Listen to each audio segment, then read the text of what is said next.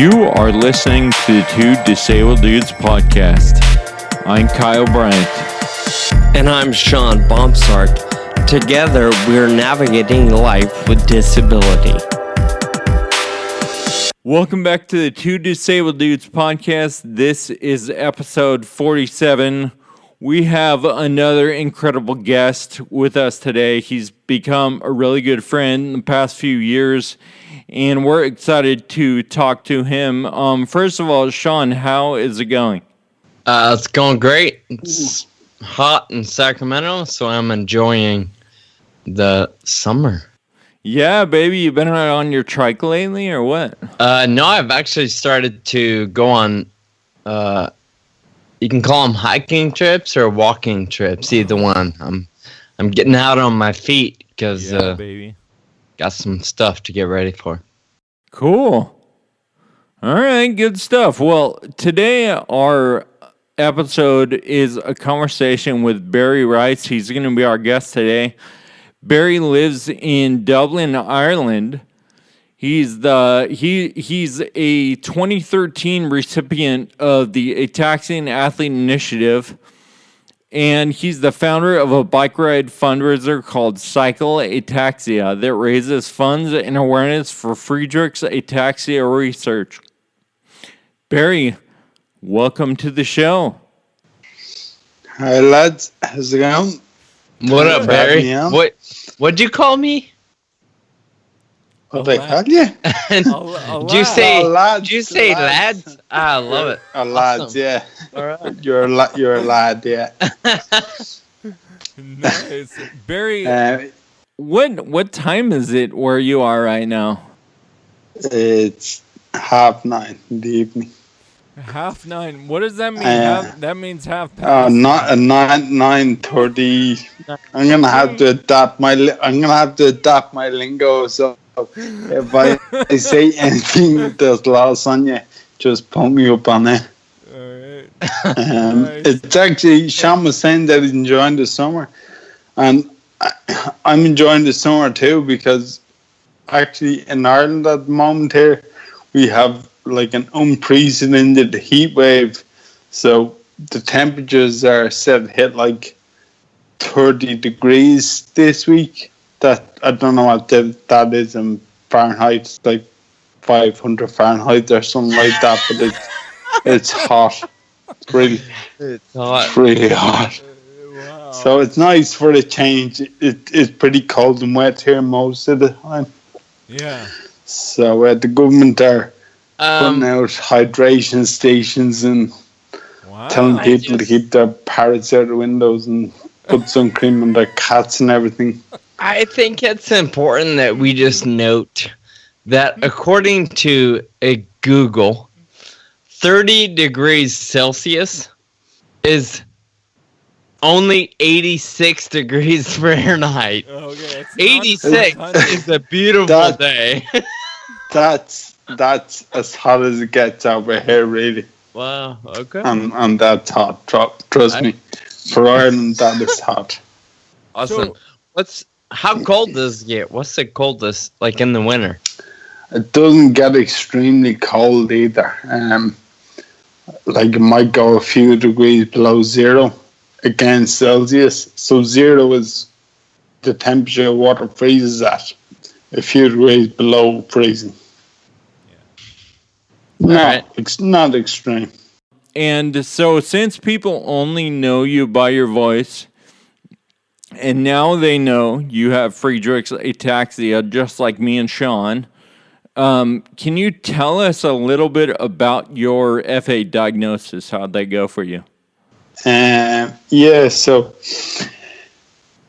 like I'm 37 now, and I was diagnosed in 2013, and actually I've been looking for a diagnosis for years, because I had the progressive symptoms of the balance, and I didn't really have any other symptoms except for the balance.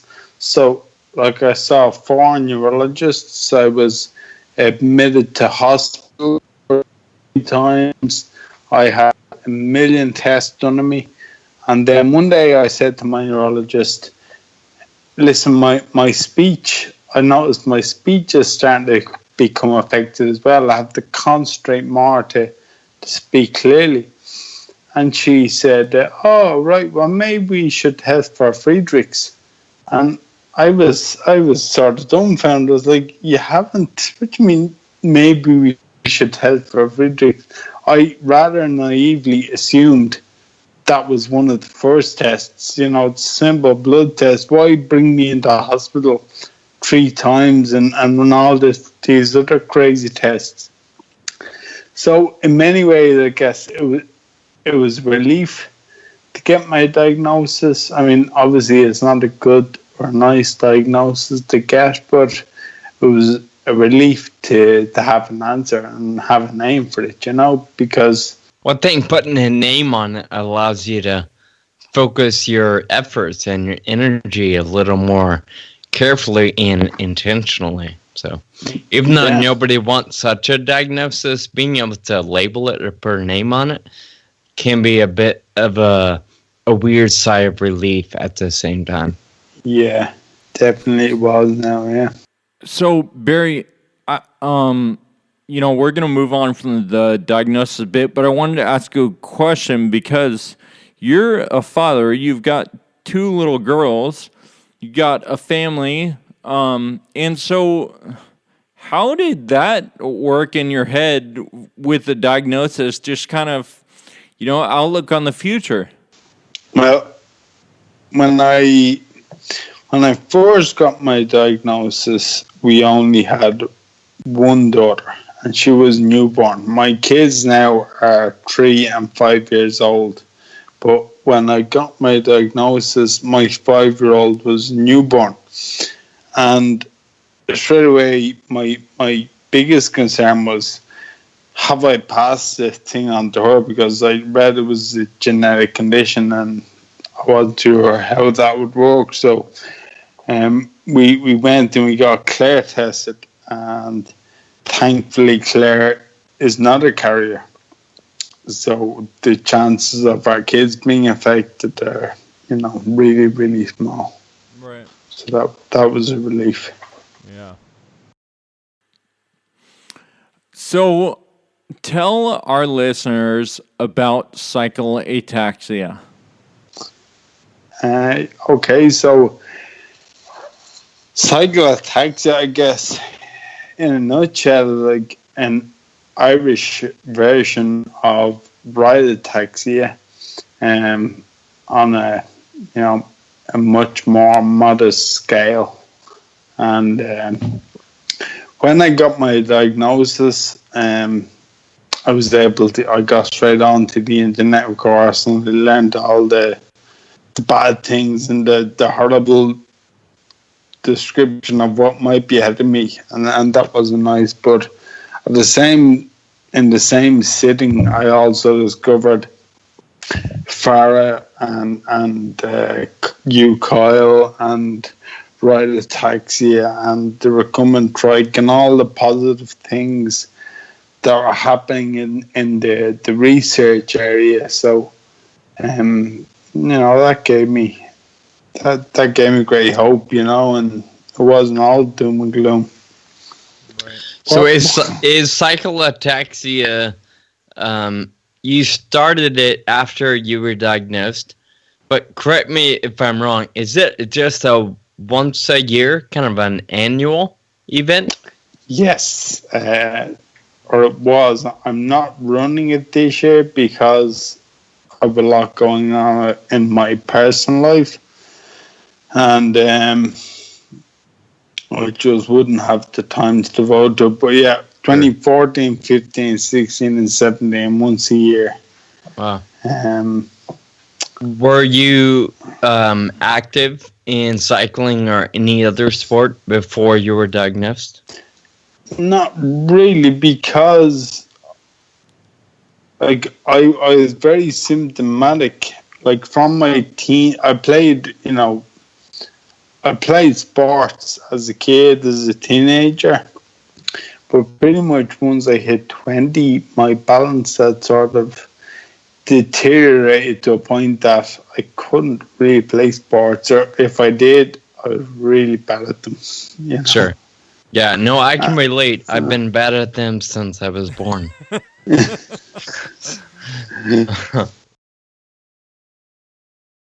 So I was at Cycle Ataxia. I think it was 2015, maybe. And Barry, it's no modest event. I got there. There was hundreds of cyclists. I don't know how many, 300-400.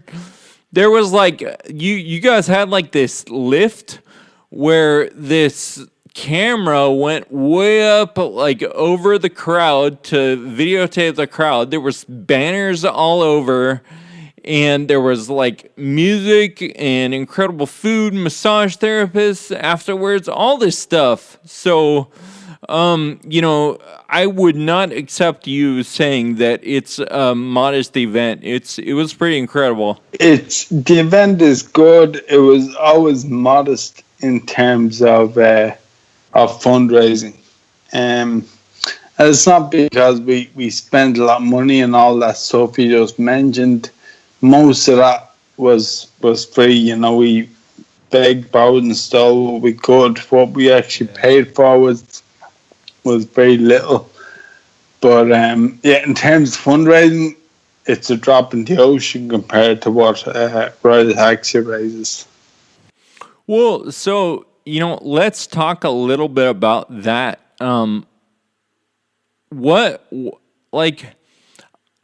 I feel like the fundraising culture is quite a bit different. You've been to Red Ataxia Orlando, and we all communicate globally about all the fundraisers all over the world for FA, and you see things about other stuff. What do you think is the big difference in the fundraising culture?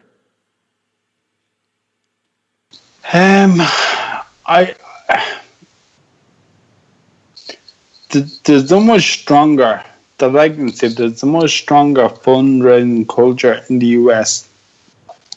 So you mentioned that we've a lot of people at Cycle Ataxia, and it's been growing relatively well. I think we had over 500 there last year, but we still didn't raise a huge amount because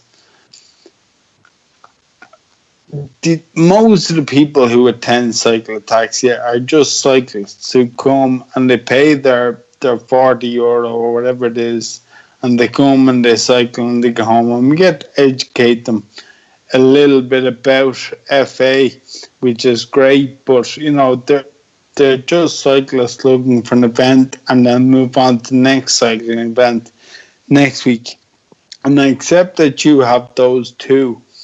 But you seem to have a much more community orientated support for Ride Ataxia. And we have that too. We have plenty of families who come out every year, and they bring aunties, uncles, cousins, and they all chip in, and I'm very grateful for that. But definitely the balance in terms of people who support the cause and people who are there just to cycle, Cycle Ataxia is very heavily weighted on people who just come to cycle. So as a result, as you would expect, they don't really bring a lot to the table in terms of fundraising. Right. Yeah, I think, we talk about that with Ride Ataxia a lot, like the balance between the value of, awareness and community building versus the value of, hard cash and fundraising. And you can't put a value, a dollar value on somebody with FA coming to an event and realizing there's 400 people they're riding for the disease that they have, when a lot of times it feels like no one else has ever heard of the disease, And so, I think that's an absolutely invaluable thing that we can do for the community. Well, I would say that about cyclotaxia. I think the event has done more for the awareness of ataxia in Ireland than anybody or any organization or any event has ever done in this country. So I'm really proud of that. I mean, look, the money is nice, but it's probably secondary to the awareness that's raised. Yeah, that's great. And not only, I feel like we talk about awareness to the general public, but then there's also awareness within the community, and just to make someone understand that like other people care about this and they're not alone, is a pretty awesome thing. So why did you start Cyclotaxia?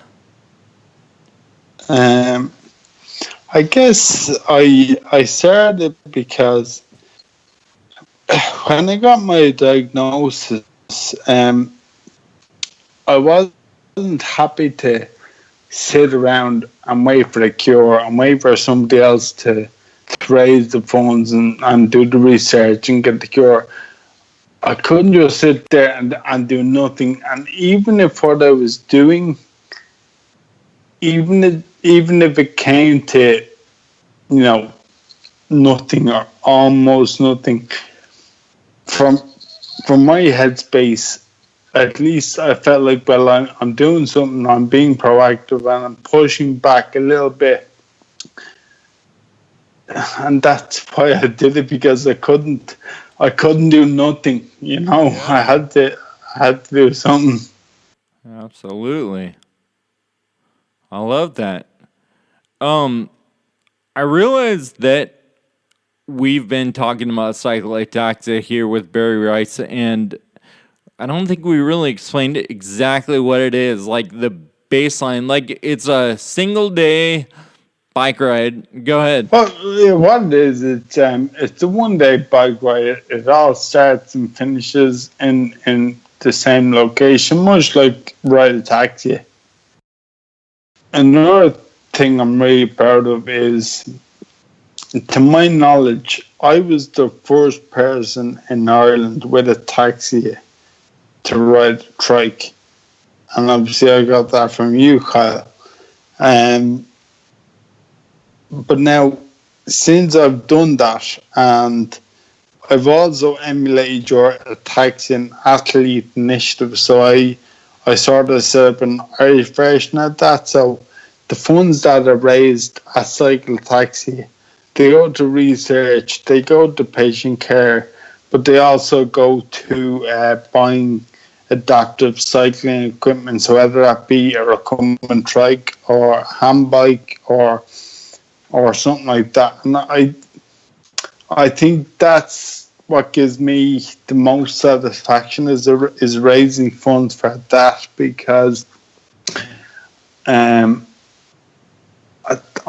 the last event, I think there was like maybe half a dozen Ataxians who lined up on adaptive cycling equipment that Cyclotaxia bought, and for me, like, that bowled me over altogether.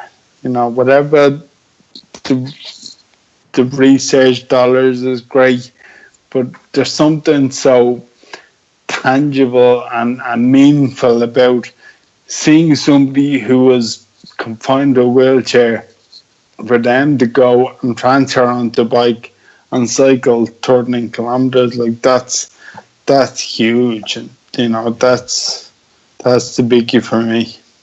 Well, I think that goes back to what we were saying just a few moments ago. The awareness itself is maybe sometimes bigger than funding money for a cure or research. I mean, had you not started Cyclotaxia 5 years ago, where would those families be today? When they go online and start researching their diagnosis, would they feel lost and hopeless because there wasn't much going on nearby? I think that's huge, and that's a big part of the battle is helping form that network and that community that you've obviously been a key player for.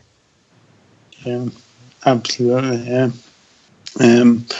I remember I heard Kyle once tell a story before Kyle had to come and trike. I think you said you saw a guy who had MS or something. Is that right? And I remember you told us, right? You saw a guy had MS and he was on come and trike, and you sort of had this aha moment. You were like, I think I can do that. You know, and when I saw you on YouTube, you were some video of Randy Barber or something like that. I saw you on that trike, and I had that same moment, and I was straight on to like Dundee, which is like a classifieds website here, and a bit like what do you call it, Gumtree, or what do you have? Oh, Craigslist. Yeah, something like that. So within about 3 days, I was off buying a second-hand trike. Nice. And then you did I love that picture of you in the Dublin Marathon that you did on your KMX. Yeah, that's right. Yeah, the one about, yeah. Oh, yeah, I sent you a jersey, and you were wearing your Ready Taxi jersey. Oh, so rad. I always wear my Ready. I've about 3 or 4 Ready Taxi jerseys now, and I wear them every time I'm out on the bike. I'm in one of them. So you mentioned that you're taking a year off because you guys are moving, and there's just a lot of stuff going on. What is the hardest thing about organizing the event? And I think I asked that to, just to give people an idea of what goes into organizing these kinds of things. I don't think there's any one particular thing, but the hardest thing is the time it takes. With Cycle Ataxia, well, I do have help, and I do have supporters, and I have a project management team who I work with up to the event, and then on the day of the event, I have friends and family coming out of the woodwork to help me out. But in the 6 to 9 months leading up to it, I'm very much a one-man show, so the hardest thing is the time I have to put into it. Like, I could work on it, from 8 in the morning until midnight, Yeah. especially in the, say, last 2 or 3 weeks running up to it. It's just relentless. So that's the hardest bit. Well, and, when I went there, it was apparent that like every single person in your family was doing so much on the day of.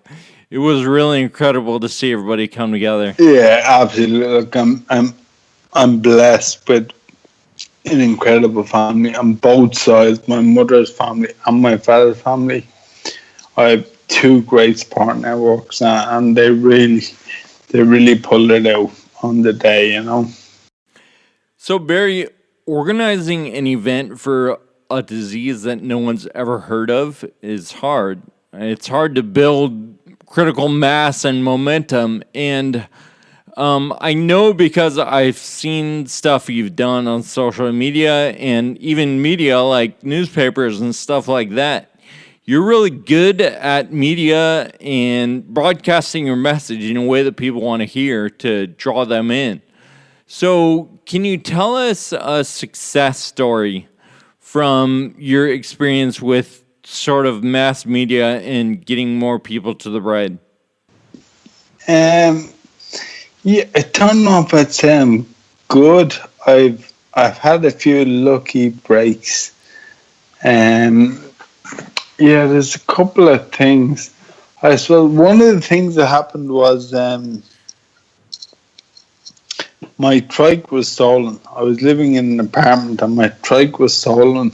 I had it in the underground car park and it was like chained to one of the support columns. And I came down one day and it was gone. So I wrote a couple of emails to radio shows and explained that this trike is very unusual. It would stick out. Nobody would have no value on the black market, but it's essential to me and sort of part of my. I felt it was part of my identity, and I'd really like to get it back. And a couple of the radio stations picked up and they thought it was a good story. So there was pretty much the whole country here was out looking for my trike. So that sort of helped. That was. And you got it. You eventually got it back, right? And it didn't even take that long or something. No, I got it back. Like 24 hours. Jeez. The power of radio, huh? Well, that's amazing. So I got a phone call and the bike had been miraculously retrieved, and I think too hot to handle is what the phrase that comes to mind, because everybody knew what this trike was and who owned it, and nobody wanted it. So it was just like a phone call was made. Here, take it back. It wasn't my only experience with the national radio stations. Another story I'll just tell you very quickly. I wouldn't say I just sort of off the cuff and without thinking too much about it, I tweeted Lance Armstrong and asked him if he would mind wearing, if I sent him a Cycle Ataxia t-shirt, would he wear it for a photograph? And I said, it would really be a great help to the event and the cause. And to my surprise, he tweeted back, yeah, sure, send it over. So the very next day, the t-shirt was in the post, and about 3 weeks or months later, I received a picture of Lance Armstrong in the Cycle Ataxia t-shirt. Wow. Nice. And I was ready to put it up there on Facebook and Twitter and get out there, and then somebody said, "Whoa, are you sure that's a good idea? Like, is this gonna do you more harm than good? Like, a lot of people like Lance Armstrong and a lot of people don't." So I wasn't too sure. So rather than me releasing the picture, I got on to a famous radio presenter here in Ireland called Joe Duffy. I wrote into him and I told my predicament, and I said, "Look, I have this predicament, I have this picture, and I don't know if it's going to work for me or against me." So he jumped on it, and because he had helped me get the trike back, he sort of knew me, so there was that connection. So he had me on the radio, and there was a short but intense national debate over it. And at that stage, Cycle Ataxia was an event, and I got a huge bump out of that. Oh, nice. And I never released the picture, but Joe Duffy did. Barry, when you were creating the tagline for Cycle Ataxia, I suggested that you use our tagline. Like, I was like, hey, you could use this. Maybe it's a connection between our two events, right? And it's Ride to Kira Fe. And so can you tell everyone why you really didn't want to use that tagline? I think but I'll tell you anyway. Yeah, I haven't heard. I don't know. So please. The word ride in Ireland means something slightly different than it does in the States. And I was just worried that I might attract the wrong sort of clientele if I used ride the cure. Just wouldn't be very appropriate. I'm going to use my imagination there and assume it wouldn't attract cyclists. No. So Don't get me wrong. You can ride your bike. That is a recognized phrase, but the word ride is Like normally more often it means something different. like, hey, do you want to go for a ride later? Or something? That's a Like, chat. that's something you would say in the That's a US. chat-up line. So there we are. Yeah. All right, good to know. Yeah, even we both speak the same language, but there are certain things that don't quite add up. Funny. Absolutely, yeah. Going back to what I said, that I feel like I have to do something that will enjoy me, and I'll do something smaller or something in the area where I'm going to be living. I'll do something. Just think back to when you were diagnosed and you kind of grasp what this means for you and your family. Like, what is your advice to a person in that situation? Something in that situation.